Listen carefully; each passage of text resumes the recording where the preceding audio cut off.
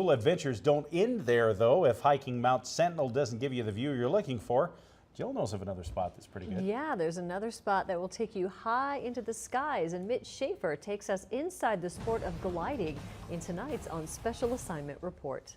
I think everyone has flying dreams when they're a child, you know, and this really is as close as you can get without being Superman. Honestly, wouldn't be who I am today, and certainly wouldn't imagine what life would be like without flight as part of my life. It's something that most of us have only dreamt we could do, fly. But here in Missoula, that dream is achievable. Since the early 1970s, Missoulians and others from across the world have soared the airs above Mount Sentinel and Mount Jumbo, looking out at the Sapphire Mountain Range and below at some of the best the Garden City has to offer. You know, it's almost surreal because it's a vantage point that you've never seen before, and it's a lot of sensations that you've never felt before. Sport aviation's wonderful because there's no motor, there's no vibration, there's no noise. Home to the oldest registered inland launch site, Mount Sentinel, as well as the rest of the Missoula Valley, offers some of the best gliding in the United States. Convergence of air from the Bitterroot, the Clark Fork, and the Flathead Valley all meet here and drive winds up the slopes of Mount Sentinel, creating a sensational lift for flyers. Yet that isn't the only reason that it's enjoyable to fly in Missoula. We're always smiling, everybody's having fun, because that's what we're here to do. It's not this intense, crazy thing.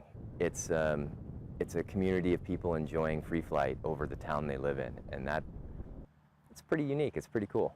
Another reason that makes this sport so enjoyable is not just flying like birds, but flying with birds. Royce and Shapiro say that it's very common for humans to fly alongside eagles, hawks, and other raptors. The two species non-verbally communicate with each other using patterns to seek desirable thermals. It's a truly amazing experience to be able to fly with birds, looking at birds eye to eye in the air, spiraling in the same thermal and climbing away from the mountain. You feel like a bird because you're in the same position and you're climbing at the same rate. You know, for a short period of time, fleeting moments, you get to be a bird. And that, I mean, why wouldn't you want to do that? And if flying alongside birds doesn't sell someone on the idea, maybe nothing can. Because even the pilots can't sum up the experience of flying. Magical is a great word, surreal. It's breathtaking. It's really something that you have to experience yourself. And that's actually, in my opinion, is kind of the beauty of the activity, right? It's not something that you can see a YouTube video or hear somebody tell you about. It's something that you need to experience for yourself. Now, the highest altitude that anybody has ever reached launching off Mount Sentinel was 15,000 feet, and the longest distance was from here to Helena, almost 100 miles.